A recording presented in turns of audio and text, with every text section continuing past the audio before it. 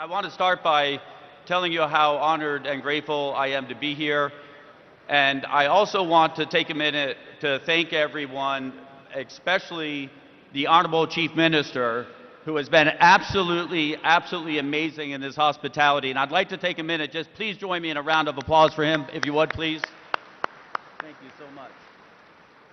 In addition to thanking him, before I get into why I'm here today, I also want to thank every other individual that I've crossed paths with in the short time I've been here, because I've never been so graciously welcomed anywhere, and I've never received such a level of hospitality and graciousness.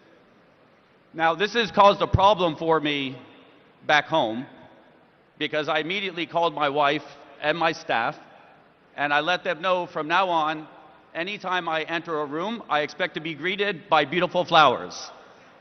It did not go over so well with the wife. But in all seriousness, it has been an absolute treat the last 2 days. The hospitality is something that I was just not quite expecting.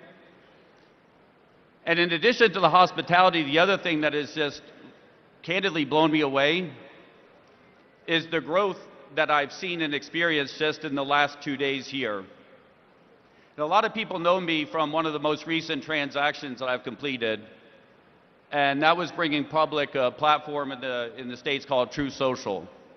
And as many of you may know, True Social, our largest shareholder is Donald J. Trump, and I went from the originating CEO of that platform now into on the board of directors.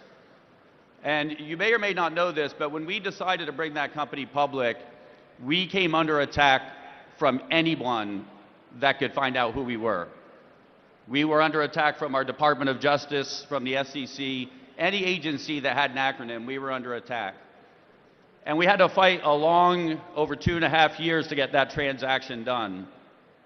And now when somebody asks me, why did you do that? Why did you go through that fight? It wasn't about the money. I was a single father for around 20 years of two children, two beautiful daughters that are now grown. And it's hard to go back in time in your memory, but about 2.5 years ago, there were a lot of systems that were under attack by big tech and by government. And we were very close to a point when it was hard to find a platform that you could speak freely on. And I could not imagine leaving behind a place where my children could not have a platform that they could say what they wanted to say when they wanted to say. Because I believe that freedom of expression is one of the most fundamental rights for any human being. And without the ability to speak our minds and to speak, it leaves us with very few options to resort to. And so now that we've moved on from that investment and we're looking forward to our next stage of investing, we look at what are we looking to invest in and why are we looking to invest? And there's always, in my mind, 3 reasons that you would invest in a certain area or a certain platform. And while most people may say the number one most obvious answer is money, is investment returns, yes, that is one of them. That's why we all invest, but that's not the only one, and it's not the most important one, not for me. Any place that I'm going to spend my time and deploy capital of investors that entrust their capital to us, it's got to be in something that is meaningful, not just to me, but to the world, that can make a difference in the world, and not just a short-term difference, but a long-term difference. So that's number one, or number two, I guess. And then number 3, and I think this holds true for all capital around the world, capital will flow like water to the easiest place it can find to flow to. So when you're looking to make an investment, you look for a place where you know your investment will be received and well received and welcome. And what I've seen here in the last 2 days, after my good friend has been asking me to come here to visit for many months, and I had delayed and now so grateful that I finally came, is that the Honorable Chief Minister has made it absolutely clear that our capital will be welcome here, and that he is open for business, and that this is a place that is on the rise.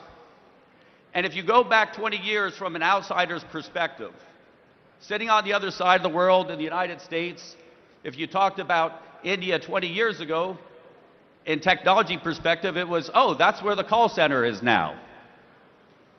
And then as you move forward in time, you start to look at who's developing the technology and who's working in the major technology companies around the world, you can't help but notice, wait a minute, a lot of this talent is coming out of India.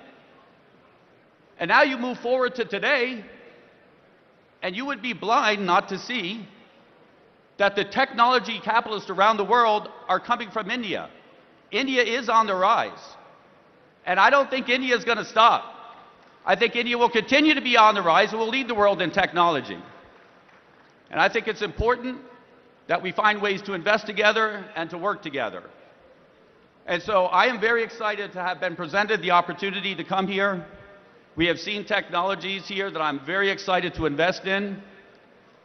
And I would like the Honorable Chief Minister to know that over the next 10 years, it is my intention to deploy through our organizations up to 1 lakh crores into the future city and into the areas of development here. And I'm very, very grateful for that opportunity. And I'm going to keep it short because I'm sure at this point everybody at some point wants to go on break or take a lunch. And so I always try to keep everything short. But I just want to close by saying thank you so much. I'm so honored to be here. I'm so honorable for the hospitality. And I'm so humbled and grateful to share the stage with an absolute esteemed group of people. So thank you so much for having me. Thank you.